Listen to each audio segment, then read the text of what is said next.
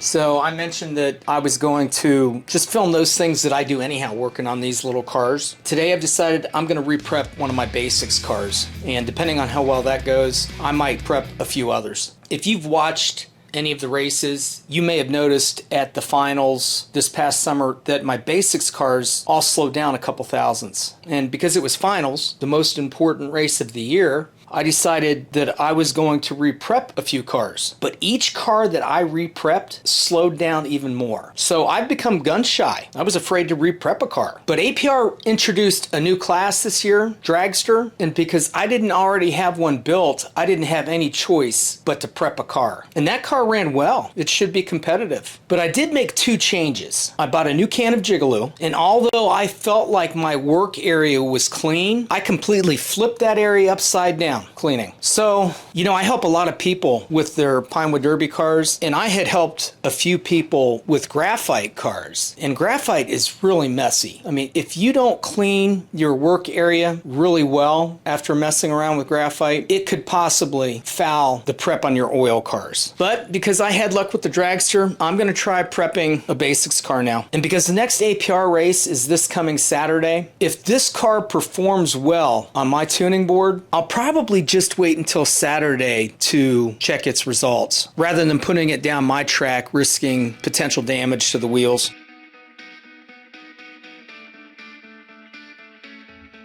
So here's the car. This is Brutus. It has really underperformed at the last two races. So it's going to be the car that I attempt to reprep. Obviously, the first thing I have to do is take it apart.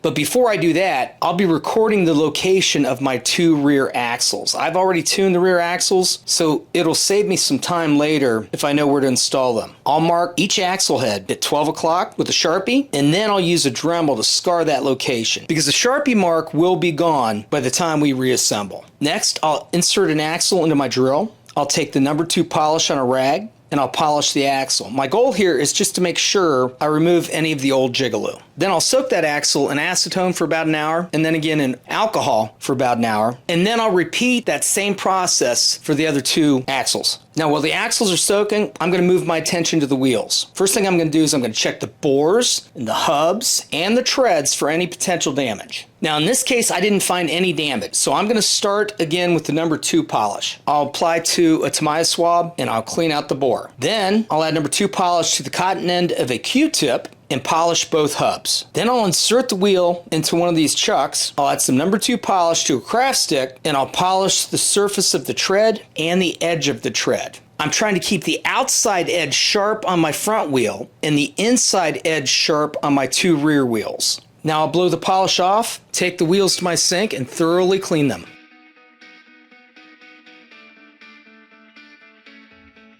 Now it's time to wax. It's not a complicated process. I'll add the number 3 to a Tamiya swab, and I'll polish the bores. I'll then add number 3 to a Q-tip and polish both hubs. Now I'm going to blow them off and let them sit. And I'm going to move back to the axles. So now that the axles are done soaking, I'm going to pull them out and wipe them clean with a lint-free cloth and blow them off. I'm going to spray a thin coat of Gigolo on each side of the axle, place them in this little Tupperware container, and then I'm going to let them dry for about 30 minutes. Now while they're drying, I'm going to go back to the wheels. I'm going to buff the bores out with the Tamiya swab and the hubs with a lint-free cloth. Now I'm going to carefully inspect each wheel with the jeweler's loupe. If I see anything, any little piece of lint, any impurity of any kind, I'm going to blow it off. And I'm going to blow them off until everything is spotless. Now when the axles are dry, I'll inspect them closely also with the jeweler's loupe. If I see anything at all, I'm going to blow it off.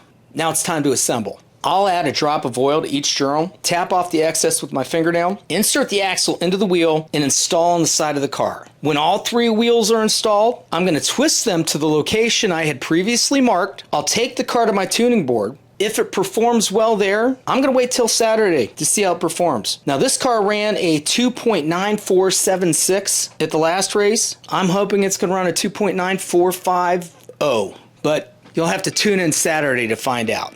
Folks, thanks again for watching my video.